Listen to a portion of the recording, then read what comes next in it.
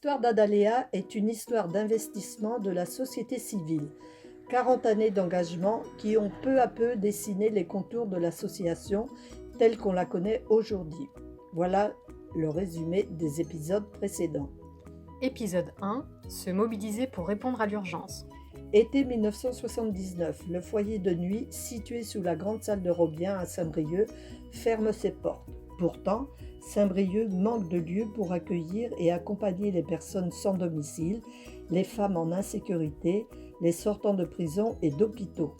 En réaction à la fermeture du foyer, les associations, les militantes, les élus, avec l'appui du CCAS de Saint-Brieuc et des travailleurs sociaux, se mobilisent.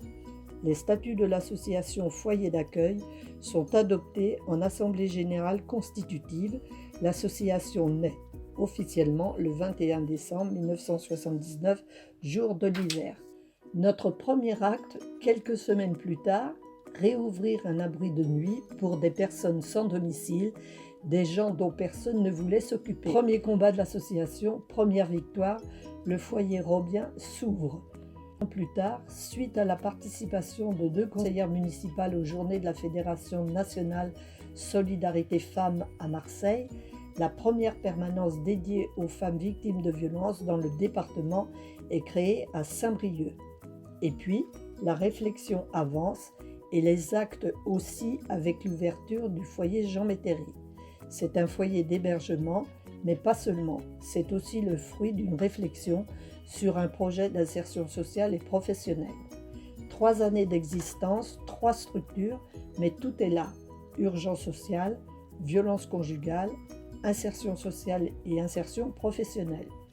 Tout ce qui fera l'association Adaléa, telle que nous la connaissons aujourd'hui, est en place. Épisode 2. Défendre ensemble les droits des plus fragiles.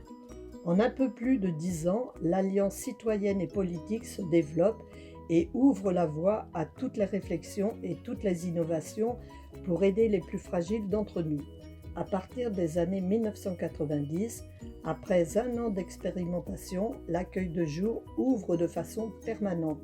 Nous contribuons à la relance de la coordination départementale de la lutte contre les violences faites aux femmes.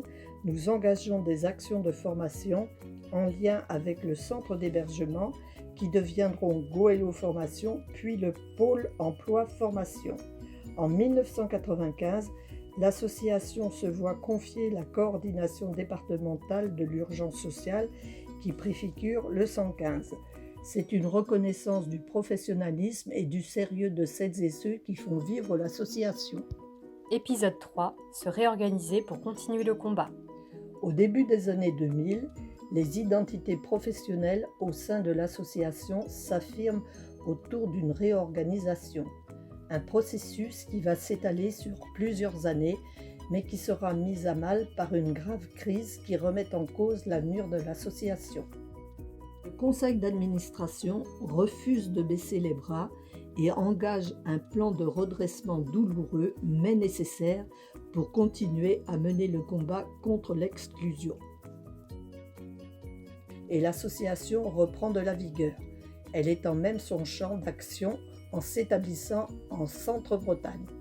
Épisode 4. Se réinventer et innover. Continuer à mener une action sociale inventive et offensive. En 2007, l'association Foyer d'accueil devient Adaléa. Le nom change, mais le combat continue sous de nouvelles formes avec de nouveaux partenaires. L'association développe encore et toujours des actions nouvelles avec les auto-écoles solidaires, la pharmacie humanitaire, le LibDup, l'ouverture de Libritel et le projet Histoire de dire, projet consacré aux enfants témoins de violences intrafamiliales. Tout cela pour répondre aux besoins des personnes que nous accompagnons. Épisode 5. Continuer à écrire cette histoire ensemble. L'association Adaléa a beaucoup évolué et étoffé son champ d'intervention au fil du temps avec les soutiens de l'État, des collectivités locales et territoriales. Nous voilà en 2019, 40 ans plus tard, avec une association qui répond aux besoins de plus de 7000 personnes par an, accompagnée par près de 100 salariés et avec l'engagement de 30 bénévoles. Une bouée de sauvetage devenue paquebot, un investissement pour toutes et tous pour relever les grands défis de demain.